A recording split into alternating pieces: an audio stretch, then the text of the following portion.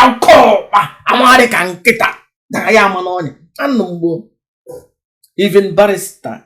Ejima kosi no make na Britain no na achọrị na ndịka not true.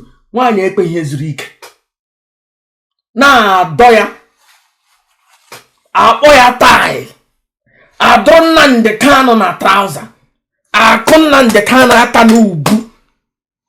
Ọ gịnị mere Nnamdi Kanu ga-eji duru n'ụlọ ịma na ọ nọ na England ọ ya kụọ ya ihe na akpụrụzi eje kpochie ya then lay wezie more charges on him. Ya wụrụ na Nigeria ya egbuo ya ile no ya egbuo ya ile gbujuo ya ile afọ but na ala bekee agbụghọ ebe nwaanyị ga-akụghị ihe ga-egbuo ya ile ya egbuo ya ile ụlọ ọhụ ịnọ n'ime ya ị ga-eji ya that day ị ga-eji ya na gadroom so enwezie additional charges e nwere on you apali wazie ya if you know nga ahụ ka anaghị isi werezie maybe napụ ya British citizenship ya no na akụ nwaanyị ihe shiri nga kpọrọzie pụtara na ya zu Nnamdi agba ọsọ na-amagharị ka mgbere na-amagharị ka oke ọkpa maka ọnụhụ n'ụlọ ya tọrọ ọjị onweghị ezumike na ndụ ya. Oh, this idiot.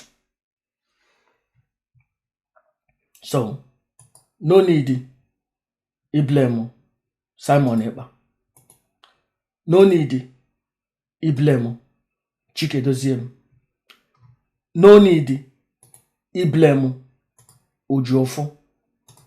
Ọ bana niile ya na-akpafu na Biafran land. The reason eji na-akpafu ọbara wona this idiot, this efu achọghị ịnọ on her place. Ọ chọrọ ịchịma IPOB. N'ụbọchị taa ana m asị enyi m nwoke Kanu nta na-akpọku ọgọm Emmanuel na nwanne nnu nwoke bụ Nnamdi Kanu, Nnamdi Ezebiro. Nwaanyị from today ihe ga-akpọzi ya maasị maka opuo n'utu. Nwaanyị ewuzi maazị opuo n'utu. Achọrọ m ka Kanu nta na ụmụnne ya bute utu ha ka anyị mee show mara ka eke ibe ya. Because nwaanyị buzu utu and ọrị ka utu nye ka utu Kanu nta na utu Emmanuel na utu Nnamdi. Utu nwaanyị ka utu ha atọ niile ha bute utu ha ka anyị mee show mara utu ka utu ibe ya. Maka nwaanyị wuzi maazị ọrị ka ọ ya na-achịzi ha. Oh ya onye nwuru utu ori ka utu nye kazi utu ha niile ala efu one. Kanu nta weturu utu nno ka anyị mesho buturu utu nno da working the one chọrọ ihu utu nno ka emesho ya mara mu utu nno na utu nwaanyị ekeka ibe ya. Chineke ihe ọjọọ Chineke nwa m ụmụaka m hụrụ n'anya ụmụaka m nwoke abụọ ha lụtakwala odiri nwaanyị. Chineke ala Igbo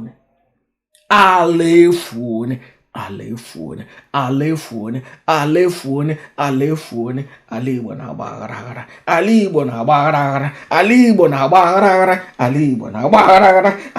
na-agba aghara so na nwoke jeje lụ nwaanyị lụrụzie maazị bụ utu bụ agbaga bụ utu ka utu nwoke lụrụ ya n'utu ụmụnne ya niile.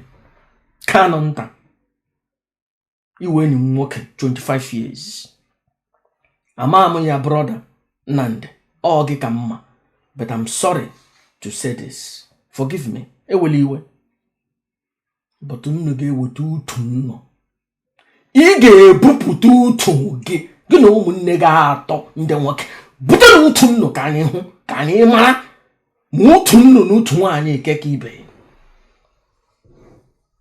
unu ga-emete ekelene m nnụ ndị Igbo 12 aka ọnụ ọ dị nka shop fair machine. I have to go ka m gụrụ olu Divine Mother. Ndewo. Prophet Igbo onye dị mma